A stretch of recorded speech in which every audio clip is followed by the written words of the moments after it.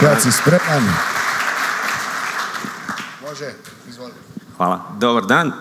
Moje ime je Srđan Kovačević i ja ću vam danas pokušati ispričati priču o toj nekoj novoj tehnologiji koju mi nazivamo remote reality ili udaljena stvarnost. Zapravo, ispričao bih vam priču kako smo od nečega koje, ajmo reći, nije na početku ni mirišalo na nešto toga tipa, zapravo nekim putem nabasali na to. Jel? I ispričat vam to kako je remote reality različit od virtual realitya i naravno zašto je 5G izuzetno bitan u toj cijeloj priči. Pa prije svega, kako smo počeli? Ovo je naš stari ured i počeli smo 2016. krajem 2016. kao Tensor, kompanija se zvala Tensor.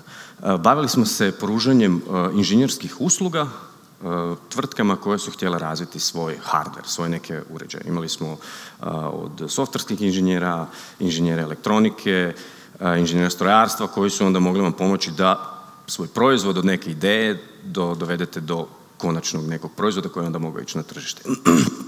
I jednoga dana, kako smo svi inženjeri bili u tvrtki, ja sam na Banggoodu, kineskom tom sajtu, kupio ovaj jeftini dron za nekih $15 je bilo. I zašto sam ga kupio?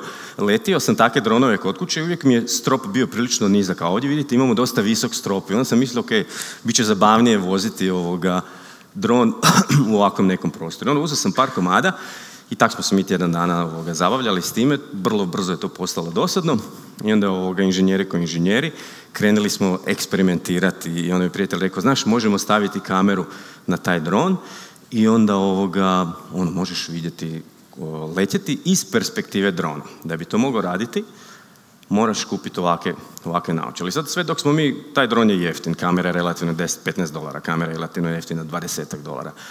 Kontroler je relativno jeftin, ali kad dođeš do naočala, tu već stvari postaju prilično skuplje. I kako mi u svojoj firmi njegujemo tu kulturu jako teškog odvajanja od novaca, mi smo skužili, ok, to je prvo smo kupili neke polovne, pa je to bilo poprilično loše, pa smo kupili neke bolje, pa je to isto bilo malo bolje, ali i dalje loše, onda smo kupili ove najbolje i to je bilo puno skuplje, a jednako približno loše. Jel?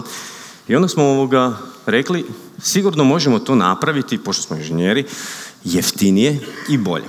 Bili smo 50% u pravu, znači skuplje i bolje je teško. Mogući razlog zašto nismo mogli to napraviti jeftinije, zato što skoro 70% troška proizvoda čine mikrodispleji.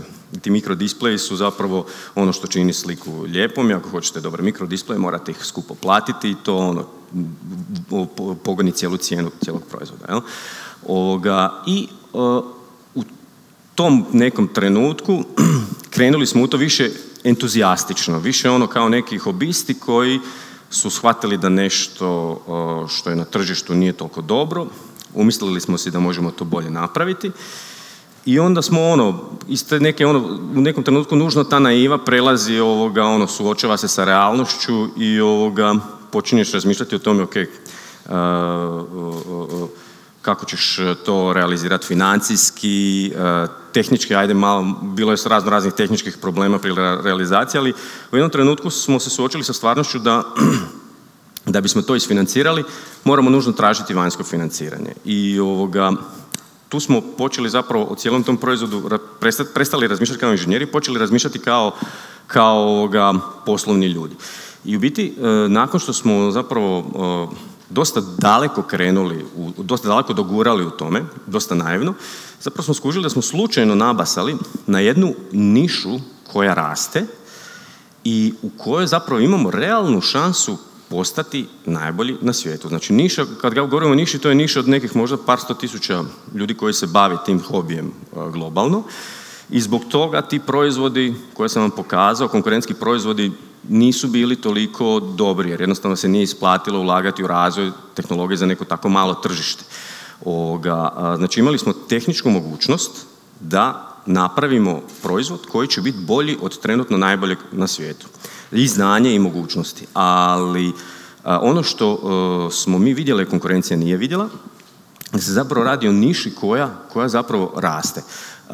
Odlučili smo, znači kad smo izašli sa tom idejom, ideja je bila da napravimo onda, nismo mogli napraviti i jeftinije i bolje naočale, napravit ćemo najbolje FPV naočale na svijetu. Inače FPV stoji, znači za first person view, pogled iz prvog lica. I to je ono, svi označava zapravo sve te sportove, da li se upravljanje daljinskih autića ili dronova, gdje vi zapravo upravljate tom daljinskim upravljanjem letjelicom iz prvog lica. Jel?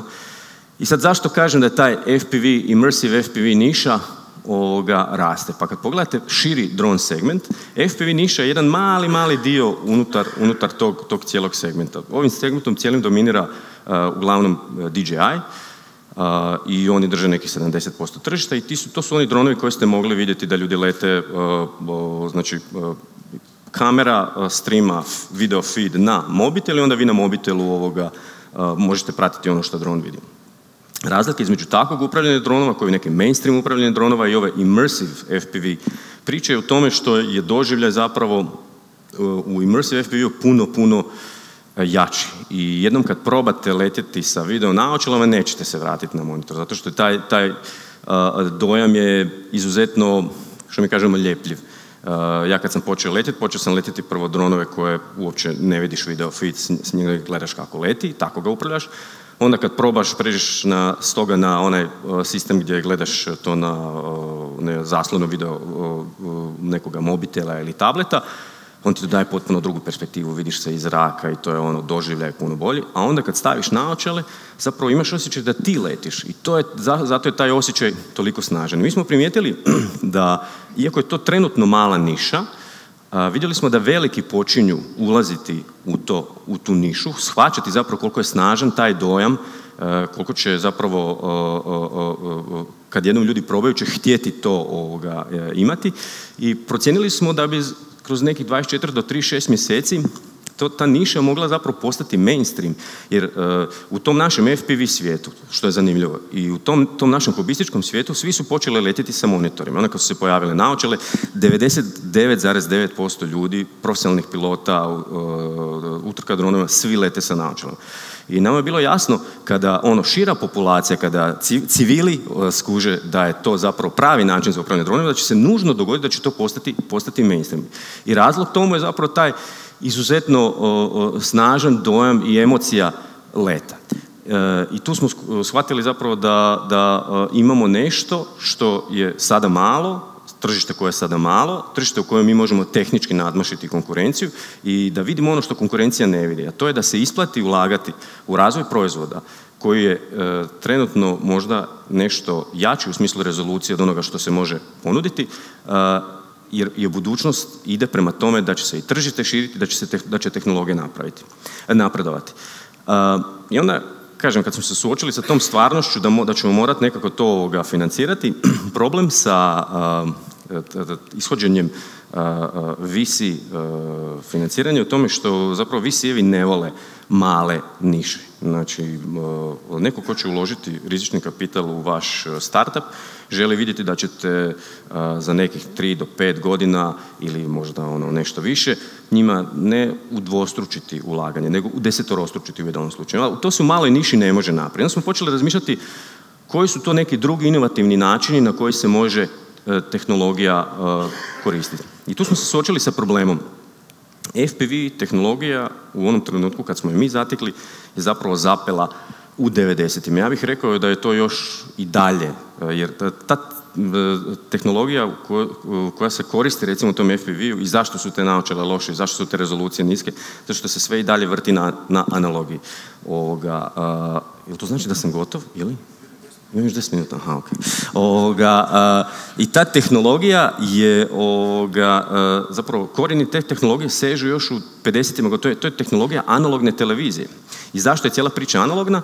Zato što latencija mora biti dovoljno niska da bi video došao dovoljno brzo do operatera, da bi operator mogao reagirati na neke dinamične situacije. Ne možete trkačeg drona voziti uz latenciju digitalnih sustava. Sve mora biti analogno. A obzirom da je analogno, vozite na PAL NTSC i to je, govorimo o onom, ako se sjećate, ja vidim nekako publika tih godina da bi se mogla sjećati VHS videorekordera, to vam je kao loši VHS. Jel?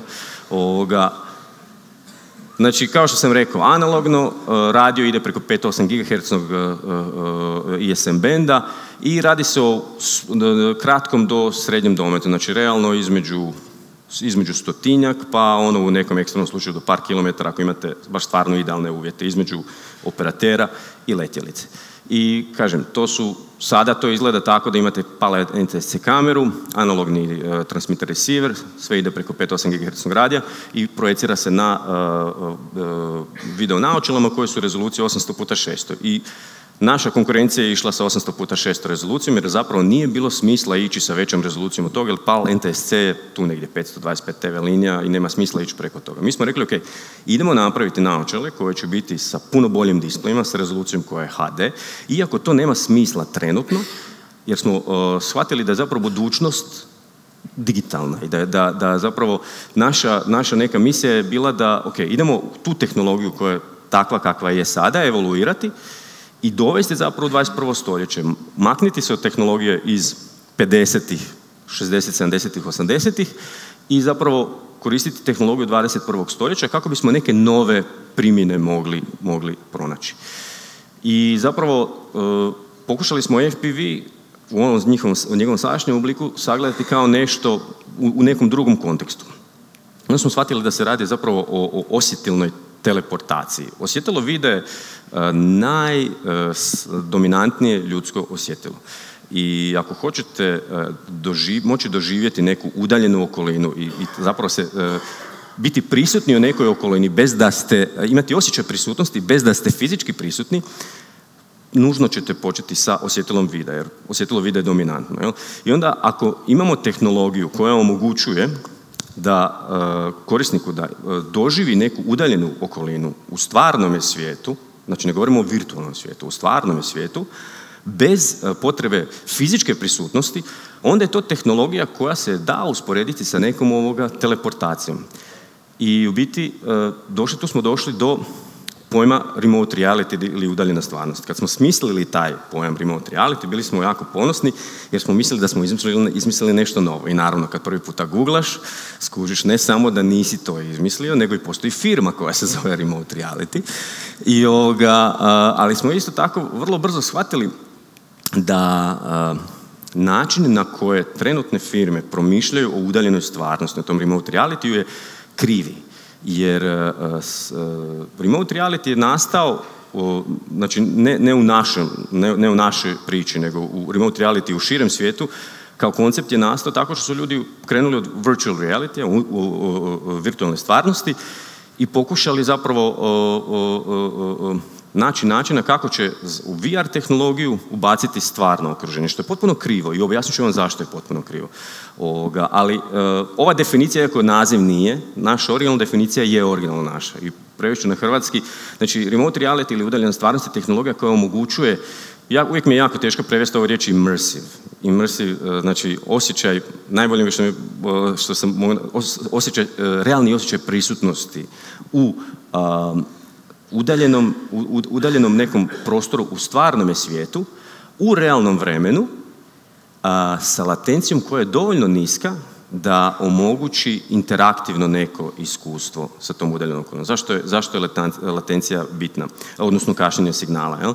Zato što ako hoćete imati bilo kakav interaktivni scenario sa tom udaljenom okolinom, ne smijete imati latenciju, jer ako imate bilo kakav dinamičan, što vam je sporije slika dolazi, to vam je neki use case scenarij u kojem se možete pozabaviti, mora sam biti sporiji. Recimo, ne možete se utrkivati dronovima koji lete 150 km na sat ako vam video kasni više od 20 milisekundi, jer to je onda tih 20-50 milisekundi je razlika između prolaska kroz gate ili zabijanja u zid. Znači, ako imate visoku latenciju, možete upravljati nekim sporim vozilima koji se ne kreću dovoljno brzo da imate dovoljno vremena reagirati, ali što imate manju latenciju, to je neki scenario, neki use case scenario može biti dinamičniji. I u samim time prirodni taj doživljaj vaš upravljanja tim bilo kakvim nekim vozilom je nekako intuitivniji i prirodniji i nema tog trenja, što mi kažemo, gdje zapravo stalno osjećaš da da nisi toliko saživljen sa tim strojem s kojim upravljaš. Isto tako, u kontekstu remote reality, u kontekstu virtual reality i augmented reality. Mi kažemo da je remote reality zapravo treći stup tog X-reality trojstva. Počelo je sve sa virtualnom stvarnošću, pa smo počeli kao neka tehnološka zajednica govoriti o tome da je zapravo uvećana stvarnost to nešto što će biti izuzetno praktično, ali zapravo mi smatramo da je ta udaljena stvarnost ima puno više praktičnih primjena i puno korisnija će biti i od virtualne stvarnosti i uvećane stvarnosti. Sad ćemo objasniti zašto remote reality nije virtual reality. Zašto ovi svi koji promišljaju o remote reality u kontekstu virtual reality su u krivu. Virtual reality headseti su veliki, oni su veliki s razlogom. Veliki su zato što vam moraju dati vrlo širok field of view, znači neko polje širinu pogleda. Ali kad pogledate ljudski vid, ovo je neka lepeza ljudskog vida. Vidjet ćete da je zapravo ovo što se naziva makularnom vizijom, to je zapravo, tu je naš vid najoštriji. Sve što praktično radimo tu, tih 18 stupnja. Već ovo ovdje je periferni vid, ovo je dalje periferni vid, već tu slabije percipiramo boje i što god praktično radimo, uvijek ćemo pokrenuti ili pogled ili glavu tu. Virtual reality headseti vam moraju dati širok field of view zato što nećete imati doživljaj da ste uronjeni u tu virtualnu okolinu ako nemate. Znači, kod VR headseta mora biti field of view puno veći od vašeg prirodnog perifernog vida. I zato, zbog optike, zbog ekrana koji moraju stati u te headsete, ti headseti nužno moraju biti veliki. Ovo je isto to, samo ovako malo kao ispred. Vidite koliko je zapravo taj centralni vid zapravo vrlo uzak. I field of view je zapravo proporcionalan sa form faktorom device-a, ali sa bitrateom koji morate osigurati da biste prenijeli taj video do korisnika.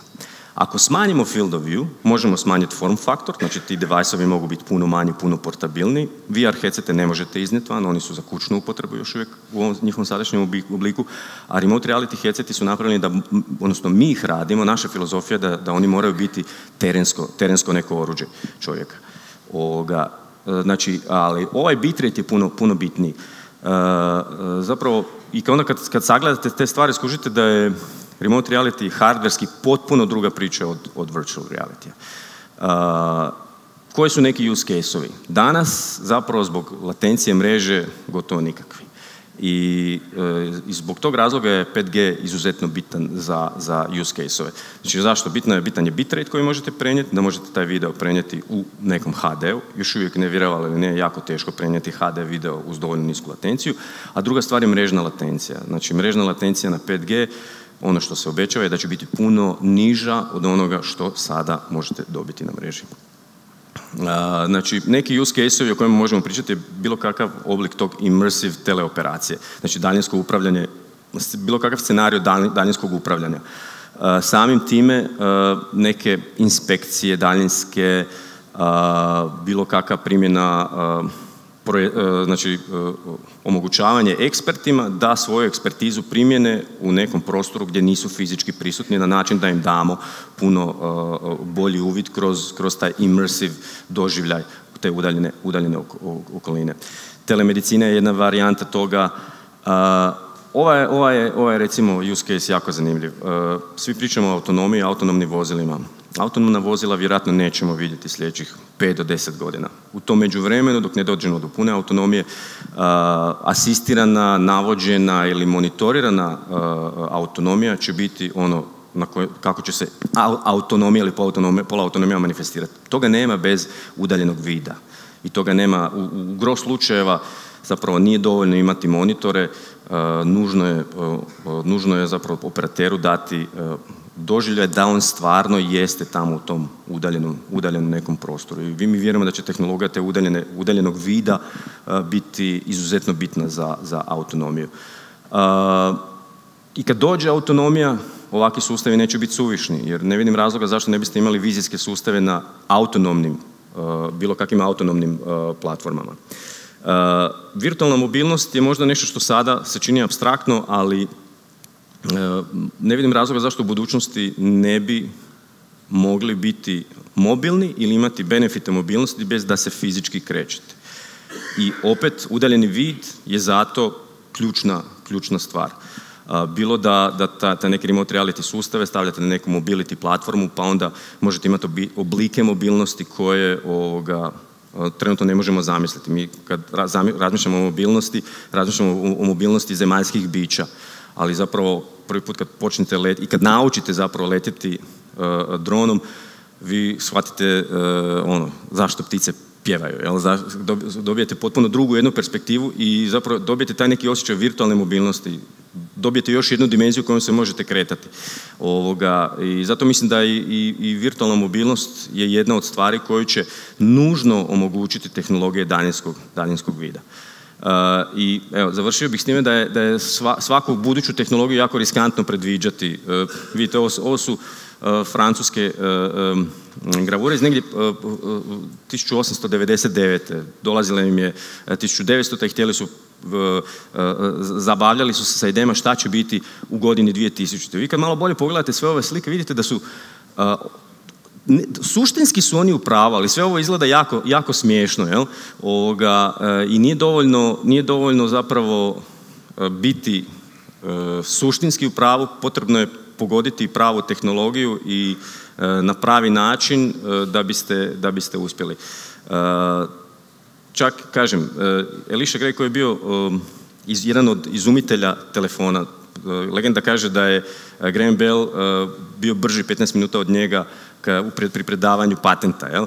Ali čak i Gray koji je bio izumitelj telefona nije u tom trenutku 876. nije bio svjestan koliko će telefon izmijeniti način na koji, nije ni mogao biti svjestan zamisliti kako će telefon izmijeniti način na koji komuniciramo. Isto tako vjerujem da tehnologije koje mi sad imamo i s kojima sad raspolažemo jako teško možemo iz ove pozicije znati kako će ta neka tehnologija ili neki zametak te tehnologije biti primjenjivan u budućnosti. Evo, s tim bi završio. Hvala vam.